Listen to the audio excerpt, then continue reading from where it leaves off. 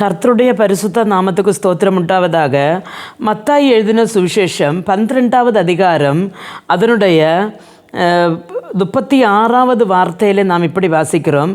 மனுஷர் பேசும் வீணான வார்த்தைகள் யாவையும் குறித்து நியாய தீர்ப்பு நாளிலே ஒப்புவிக்க வேண்டும் என்று உங்களுக்கு சொல்லுகிறேன் என்று சொல்லுகிறது. அருமையான தேவனுடைய பிள்ளைகளே, இங்கே கணக்கு ஒப்புவிக்க வேண்டும் என்று சொல்லுகிறது நம்முடைய வாயிலிருந்து வருகிற வார்த்தைகளினால. அப்போ அது நாம் 35வது வார்த்தையை வாசிக்கும்போது, நல்ல மனுஷன் இருதயமாகிய நல்ல பொக்கிஷத்திலிருந்து நல்லவைகளை எடுத்து காட்டுகிறான், பொல்லாத மனுஷன் பொல்லாத பொக்கிஷத்திலிருந்து பொல்லாதவைகளை எடுத்து காட்டுகிறான்.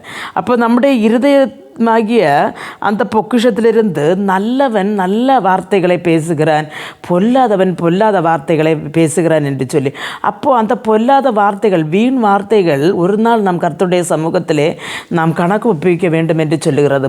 அருமையான தேவனுடைய பிள்ளைகளை, பலரும் தன்னுடைய வேலைகள் தீரும் பொழுது இல்லைன்னா சும்மா இருக்கும்போது நம் பக்கத்தில் இருக்கிறவர்களோடு போயிருந்து நாம் அடுத்தவர்களுடைய தூஷண வார்த்தைகளை பேசுகிறது உண்டு. மணிக்கணக்காய் தூஷண வார்த்தைகளை பேசி எல்லாரையும் குற்றப்படுத்தி திரிக்கிறவர்கள் உண்டு. ஆனால் அந்த வார்த்தைகளுக்கு ஒரு நாள் கர்த்தருடைய சமூகத்திலே நாம் கணக்கு ஒப்புவிக்க வேண்டும். ஆனால் கண்ணீரோடு இருக்கிறவர்களுக்கு நாம் போயிருந்து தேவனுடைய வார்த்தைகளையும் ஆறுதலான வார்த்தைகளையும் தேவ வசனத்துக்கு உட்பட்டு சொல்லும் பொழுது அது கர்த்தரிடத்திலிருந்து நல்ல பொக்கிஷமான இருதயத்திலிருந்து நல்ல வார்த்தைகள் வருகிறது. ஆனால் அதை ஆண்டவருடைய சமூகத்திலே கணக்கு ஒப்பிக்க வேண்டாம். ஆனால் நாம் பேசுகிற ஒவ்வொரு வீண் வார்த்தைகளும் கர்த்தருடைய சமூகத்திலே நாம் கணக்கு கொடுக்க வேண்டும். வார்த்தையின் மிகுதியினால் பாவம் இல்லாமல் போகாது என்று வசனம் சொல்லுகிறது. அருமையான தேவனுடைய பிள்ளைகளை, நாம் பேசும்போது நாம் கவனமாக பேச வேண்டும். ஏனென்று சொன்னால் நம்முடைய வாயிலிருந்து வருகிற ஒவ்வொரு வார்த்தையையும் கர்த்தர் நியாய தீர்ப்பின் நாளிலே நிறுத்துவார் என்று உள்ள அந்த ஒரு ஓர்மையோட போதத்தோடு கூட நாம் பேச வேண்டும். அப்படி பேசும் பொழுது நாம் குற்றவற்றவர்களாக இருப்போம். அதனால் பிரியமான தேவனுடைய பிள்ளைகளை, நாம் பேசுகிறது குடியமட்டும் அடுத்தவருடைய இருதயங்களை வேதனைப்படுத்தாதபடி அவருடைய இருதயங்களை தணிப்பிக்கிறதாகவும் அவர்களுக்கு மன ஆறுதல் கொடுக்கிறதாகவும் இருக்க நாம் பார்த்து கொள்ள வேண்டும். கர்த்தர் அதற்காக நமக்கு ஒவ்வொருவருக்கும் கிருபை அருள்வாராக. ஜெபிப்போம்.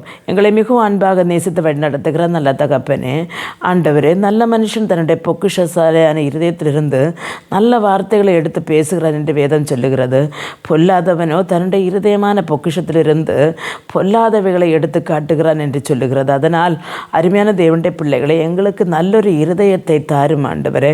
உம்மை நேசிக்க உம்மை போல பிறரை நம்மை போல பிறரை நேசிக்க வேண்டிய ஒரு கிருபை எங்களுக்கு தாரும் ஆண்டவரே. எங்களுடைய வார்த்தைகள் ஆண்டவரே சுருக்கமாகவும் ஆண்டவரே தேவனால் ஆண்டவரே ஆசீர்வதிக்கப்பட்டதாகவும் எங்களுடைய முன்பில் இருக்கிறவர்களுக்கு மன ஆறுதலும் சந்தோஷம் தரத்தக்கதான வார்த்தைகள் நம்முடைய வாயிலிருந்து வரத்தக்கதாய் எங்களுக்கு நாவலுக்கு ஆண்டவரே எல்லா காவலோடும் ஆண்டவர் எங்களுடைய வாயை காத்துக்கொள்ள எங்களுக்கு கிருபை கொடுங்க. இயேசு கிறிஸ்துவின் நாமத்தில் ஜெபிக்கும்போது ஜெபத்தை கேட்டு பதில் தாரும் ஜீவனுள்ள தகப்பனே, ஆமேன்.